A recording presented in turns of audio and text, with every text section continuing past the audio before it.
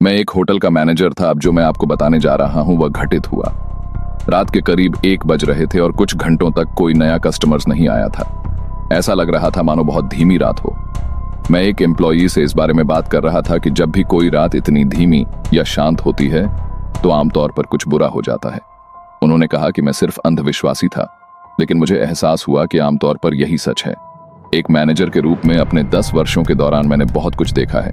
बहुत सारी domestic disturbance, corridors में झगड़े, नशीली दवाओं के सौदे गलत हो गए और लिस्ट वास्तव में बढ़ती ही जाती है। लेकिन वो रात सबसे खराब रही होगी। लगभग 1:30 बजे जब मेरे कॉलीग ने मुझे यह बताना कंप्लीट कर दिया कि मैं उस शांत रात के बारे में कितना रिडिकुलस था, मुझे एक कमरे से फोन आया। मैंने रिप्लाई दिया और मुझे एक छोटे लड़के की आवाज सुनाई दी। वह शायद ज्यादा से ज्यादा 5 साल का लग रहा था और मुझसे कहने लगा कि वह अपनी माँ को चाहता है और मुझे उसे पाना है। मैंने पूछा कि क्या वह ठीक है और उसने हाँ कहा, लेकिन सिर्फ इतना कि वह अपनी माँ को चाहता था। मैं चिंतित होने लगा और जैसे ही मैं पूछने जा रहा था कि वह किस कमरे के नंबर पर है, एक आदमी फोन पर आया। उसने खुद को लड़के का पिता बताया और अपने बेटे द्वारा मेरा टाइम बर्बाद करने के लिए माफी मांगी। इससे पहले कि मैं कुछ भी कह पाता, लाइन कट हो गई। इसलिए हम यह भी नहीं बता सकते थे कि उसने किस कमरे से फोन किया था। मैं थोड़ा चिंतित हो गया, इसलिए मैंने अपने एम्प्लॉइज से पूछना शुरू कर दिया कि क्या तुम में से किसी को याद है कि कोई आदमी एक छोटे लड़के के साथ कमरे में जा रहा था। जब तक मैंने हमारे रेस्टोरेंट मैनेजर से नहीं पूछा तब तक मेरी किस्मत अच्छी नहीं थी और उसने बताया कि उस रात एक आदमी एक छोटे लड़के के साथ आया था और उसने उस वाउचर का इस्तेमाल किया था जो हमने अपने सभी कस्टमर्स को दिया था। शुक्र है यह केवल उस दिन इस्तेमाल किया गया वाउचर था और उस पर कमरे का नंबर था। मैंने हमारे स्टाफ के बड़े लोगों में से एक को पकड़ लिया और उसे कमरे में ले गया। उस आदमी से भिड़ने या कोई सवाल पूछने का मेरा कोई इरादा नहीं था। मैं बस लड़के को देखना चाहता था और यह इंश्योर करना चाहता था कि वह ठीक है। इसलिए मैंने कुछ तौलिए उठाए, अपने कर्मचारी को हॉल में आखिर तक इंतजार करने के लिए कहा और मैंने दरवाजा खटखटाया। एक आदमी ने उत्तर दिया। वह छोटा मोटा था और उससे शराब की भयानक गंध आती थी। उसके पीछे बिस्तर पर छोटा लड़का था। वह इतना पतला था कि मैं उसकी पसलियां देख सकता था और ऐसा लग रहा था जैसे वह चोटों से ढका हुआ था। मैंने शांत रहने की कोशिश की और उस आदमी से कहा कि मेरे पास वे तौलिए हैं जो उसने मांगे थे। उसने तौलिए लेने से इनकार कर दिया और मेरे चेहरे पर दरवाजा बंद कर दिया। मैं घूमा और तेजी से हॉल से नीचे लिफ्ट में चला गया। एक बार जब मैं फ्रंट डेस्क पर वापस आया तो मैंने तुरंत पुलिस को फोन किया। मुझे इंस्ट्रक्शन दिया गया था कि मैं स्वाभाविक रूप से व्यवहार करूं और उस आदमी के साथ आगे कोई कांटेक्ट न बनाऊं ताकि उस लड़के के साथ भागने से बच सके। मेरा दिल जोरों से धड़क रहा था और पुलिस का इंतजार करते हुए मुझे बहुत पसीना आ रहा था। उन्होंने बिल्डिंग को घेर लिया और दर्जनों की संख्या में अंदर आ गए।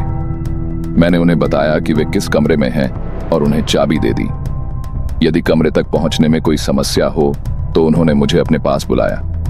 मैं वहां नहीं जाना चाहता था, लेकिन अगर कोई मौका था कि वो उस लड़के की मदद कर सकते तो मैं जाने वाला था। ऐसा लग रहा था कि लिफ्ट की सवारी हमेशा के लिए चलेगी, क्योंकि मैं जो नीचे जाने वाला था उसके लिए हर संभावित लैंडस्केप के बारे में सोचा था। लिफ्ट रुकी। मैं और मेरे साथ लगभग 8 ऑफिसर नीचे उतरकर हॉल में आ गए। हम दरवाजे की ओर चले, लेकिन उन्होंने मुझे हॉल के अंत तक इंतजार करने को कहा। जब मैंने देखा कि वो दरवाजा खटखटा रहे हैं और उस आदमी को बाहर आने के लिए कह रहे हैं तो मैं घबरा गया। उन्होंने इनकार कर दिया और कहा कि अगर उन्होंने अंदर जाने की कोशिश की तो वह लड़के को चोट पहुंचाएंगे। उस पल चीजें बहुत रियल हो गईं और मैंने उस पर विश्वास किया। उन्होंने लगभग 1 घंटे तक उस आदमी के साथ बातचीत करने की कोशिश की, लेकिन वह अथक था और जब तक संभव हो उस कमरे में रहने के लिए दृढ़ था। आखिरकार उन्होंने जल्दी से कमरे में जाने का फैसला किया। ऐसा लगभग महसूस हुआ जैसे सब कुछ धीमी गति में था। कमरे के चारों ओर चीजों के टकराने की आवाज के साथ साथ बहुत चिल्लाने की आवाज भी आ रही थी और इससे पहले कि मैं कुछ समझ पाता, वे हथकड़ी पहने एक आदमी के साथ बाहर निकल रहे थे। उनके पीछे एक और ऑफिसर लड़के को गोद में लेकर बाहर भागता हुआ आया। वह बच्चा मुश्किल से अपना सिर ऊपर उठा पा रहा था। उसे एम्बुलेंस में डाला गया और हॉस्पिटल ले जाया गया।